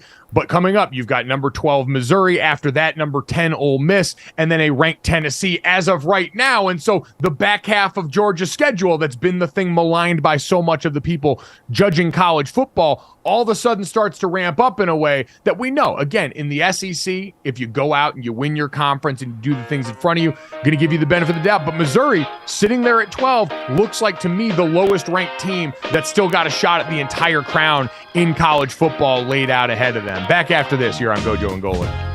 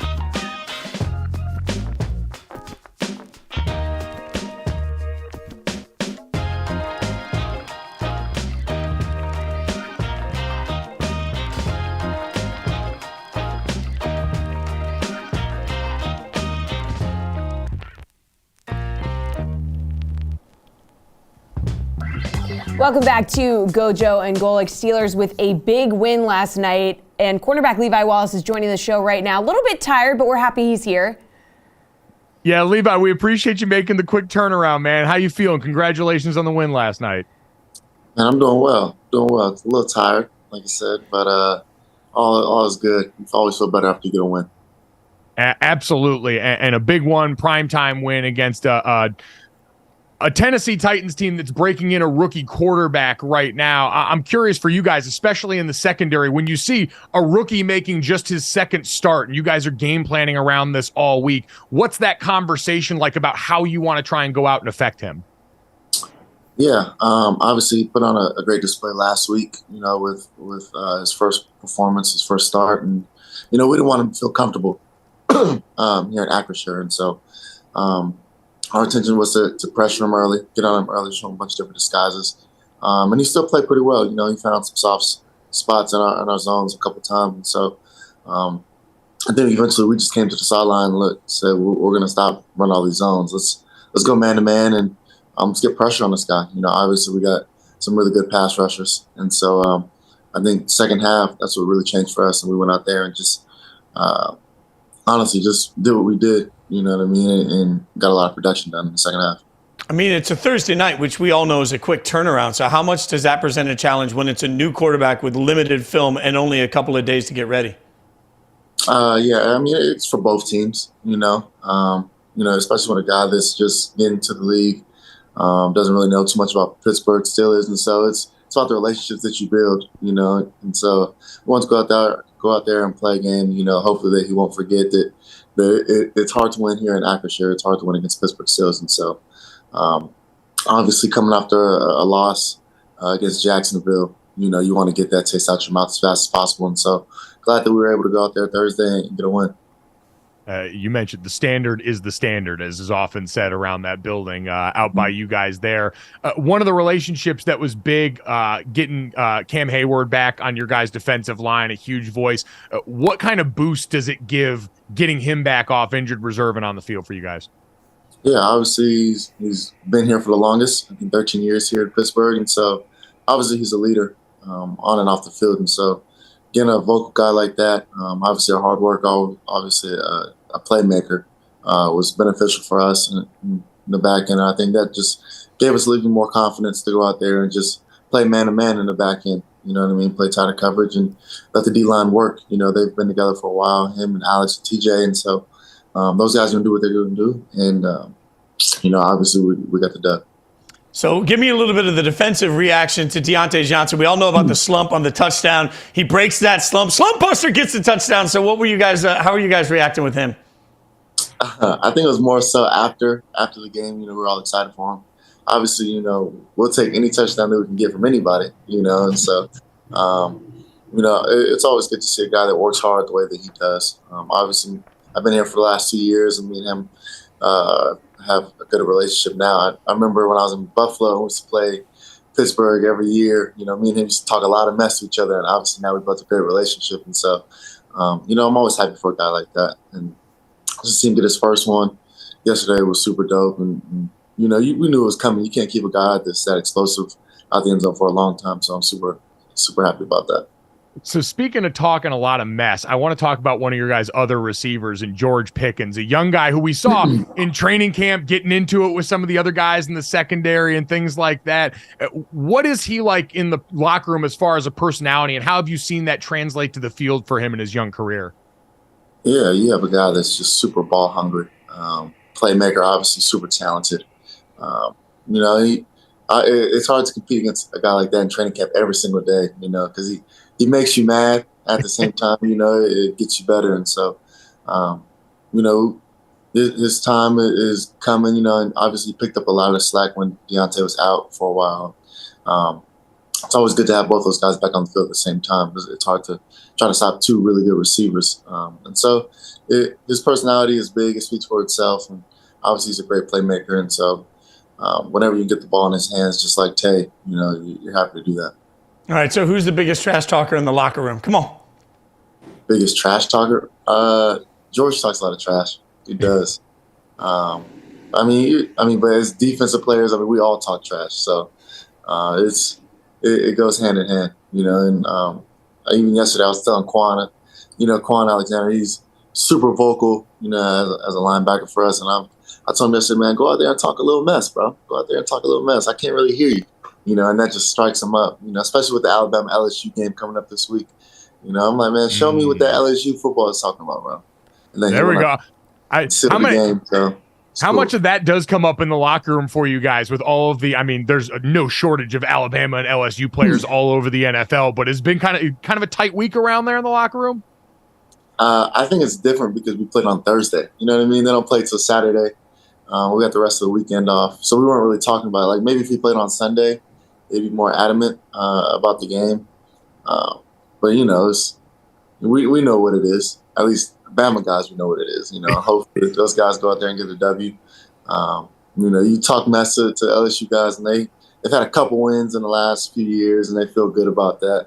I'm like, man, congrats. I've never lost LSU. So, there we go. Just to remind you guys real quick what I'm about over here. Speaking of that kind of standard, what's the message been like from Mike Tomlin this season? I feel like for the first time in a while early in the year, I heard a lot of noise from the outside of people questioning Mike Tomlin and what the future looked like here, issues with the coordinator. What has his messaging been like to you guys on the inside while all that's been swirling? Man, you seen that video where he said, "We do not care"? Yeah. That's this message, man. If you're not inside that building, honestly, you're really not relevant, and that goes with friends and family as well. We control what we gotta control, and our job is to win. And sitting at 5-3 now. Yep. We're on the right track. We're on the right path, and he's our leader, and we're gonna follow him and kind of keep moving the ball in that direction. Do you have a favorite Mike Tomlin saying? There's so many. Maybe that one right there. We do not care. I feel like I say that a lot, just among my friends too. When they talk to me, you just find yourself just spitting out stuff that you just hear all the time from him. Or it's my job to see around corners. You know what I mean? To prepare you guys for stuff that happens down the road. And so, we had so many practices during training camp where it was pouring rain. And obviously we played Jacksonville last week and it's pouring rain, you know what I mean? And so sometimes you're like, man, coach, what are we doing out here? Guys can get sick, and then man, I'm preparing you guys for whatever because I don't know what other teams are doing, you know what I mean? So I have to make sure that my guys are good. My job to see around corners. I especially imagine as a defensive back, the wordplay there is pretty nice. Levi, we also did want to mention here before we let you go, we know you're nominated for the NFL Salute to Service Award here. Certainly, I'd imagine pretty meaningful to you having two parents that both served in the Air Force. How special is it to be mentioned along something like this? Yeah, it's super cool. I'm actually on this, speaking of, this little magazine right here that they printed out with the Salute to Service. But I try to do as much work as I can with veterans. I think one of the first things I did when I came to Pittsburgh was go to the VA Center and just meet and talk to those guys. Because it's just important. Sorry. I really wouldn't be here without my mom and dad going to the military. Because their sacrifices, I was able to go to Alabama on the GI Bill and be able to walk on and be in this position now. And so this is just an honor. I presented a bunch of banners the other day to some people that have retired from the military that they're hanging near Acrostic Stadium now. And so it's always humbling because we play a game for a living. And these guys sacrifice their lives for this country and for us to go out there and play. And so however I can give back is what I try to do, and that's what my parents instilled in me. It's incredibly special. Obviously, everyone saw the colors flying for the NFL Salute to Service initiative last night, but incredible work by you. Thank your parents for their service. We really appreciate your time. Congrats on the win last night, Levi. Hopefully you get to enjoy some rest now. Thanks, Levi. I will. Thank you, guys. Awesome stuff there as the Steelers keep it rolling. Like he said, 5-3, unflinching standard. Mike Tomlin seeing around corners. Everything good in Steel City.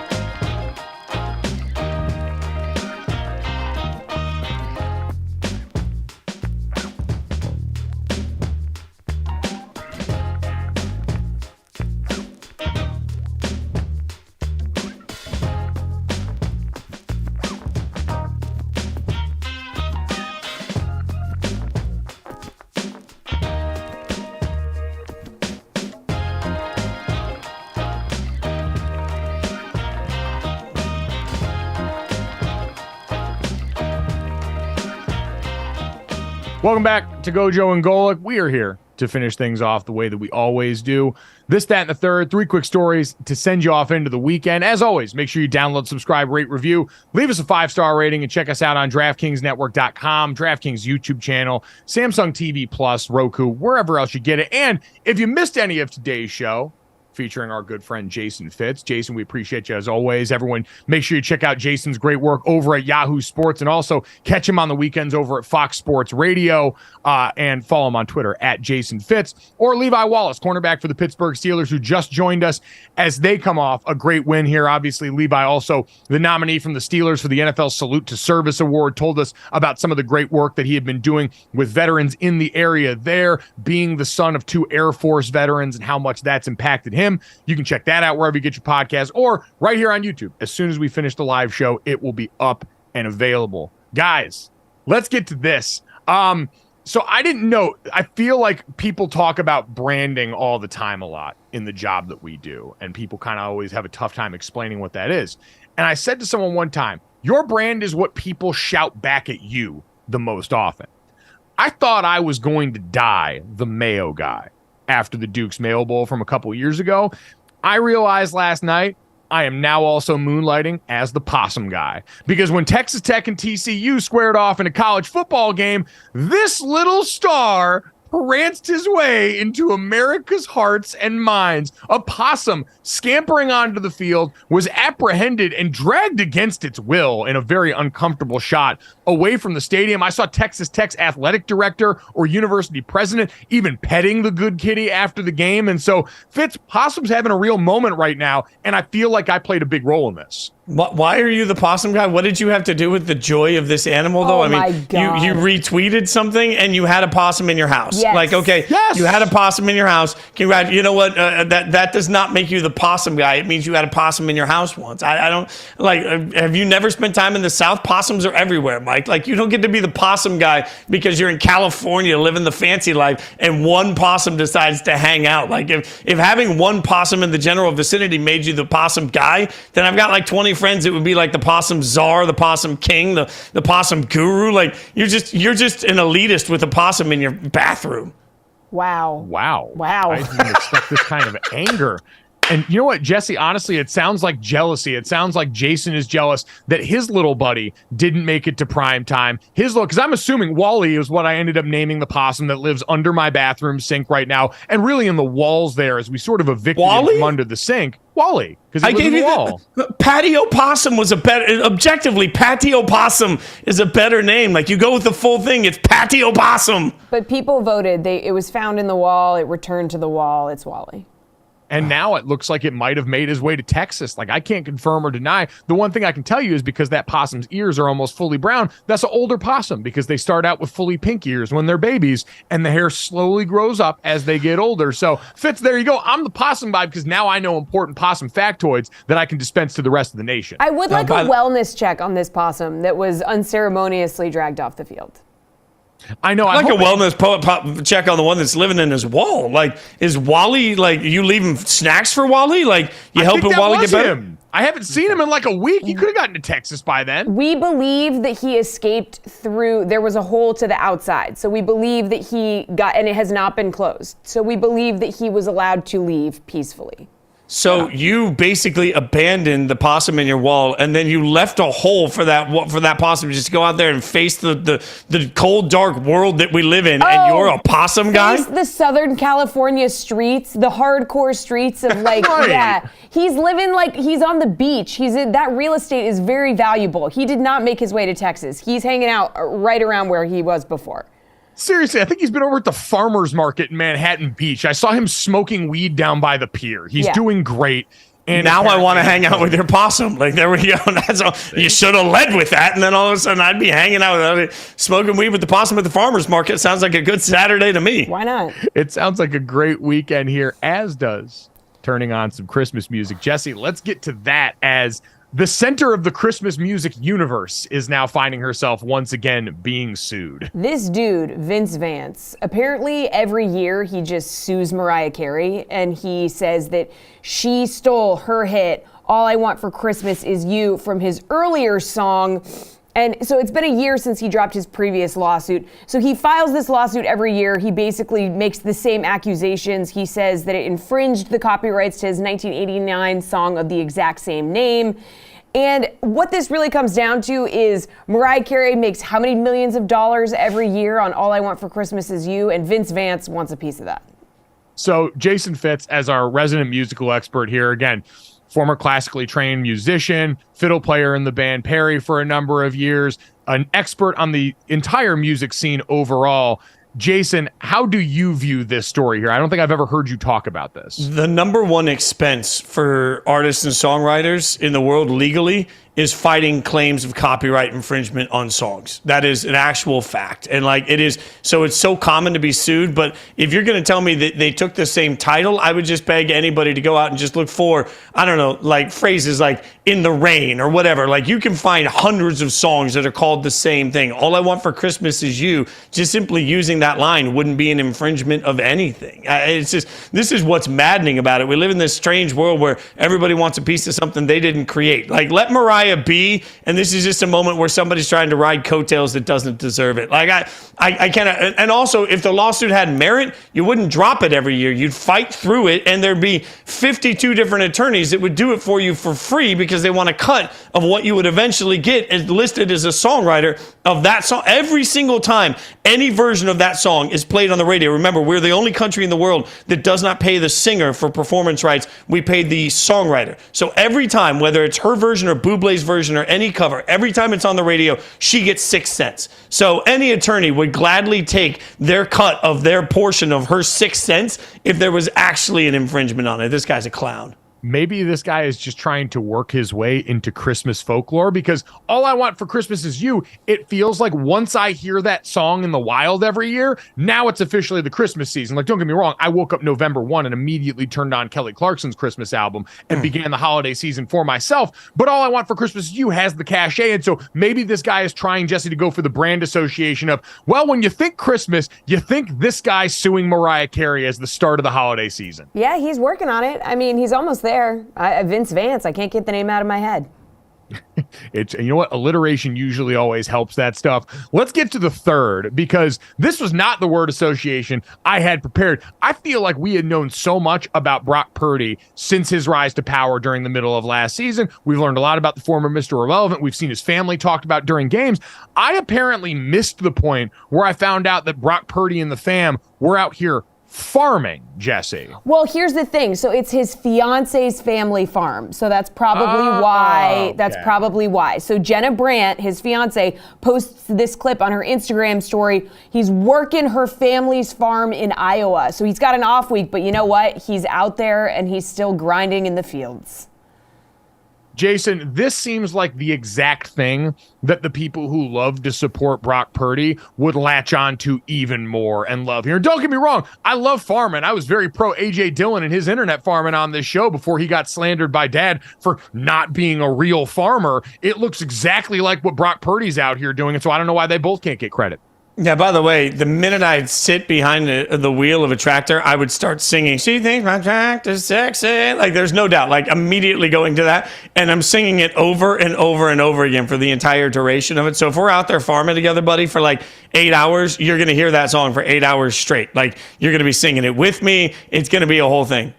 I think what song you think of when you think of tractors says a lot about you. I do feel like Brock Purdy would be more of an Amarillo Sky, like toiling in the fields, taking the tractor another round, pulling the plow across the ground, and just sending up prayers because he's just going out there and fighting the good fight here. At least that's what makes sense in my brain right there. But Tractor Brock Purdy enjoying the downtime there. We enjoyed a Friday with Jason Fitz and Jesse Cofield. Hopefully my parents and my brother are enjoying their drive out somewhere in the Sprinter van. And we hope you all enjoyed this show. Again, make sure you're following Jason Fitz at Jason Fitz on Twitter. Check out all the great work that he is doing here. And make sure you walk on over to Apple, wherever you get your podcasts, and download, subscribe, rate, and review us. Leave us that 5-star rating and show us a little love. Thanks so much. Enjoy the weekend. We'll talk to you guys on Monday.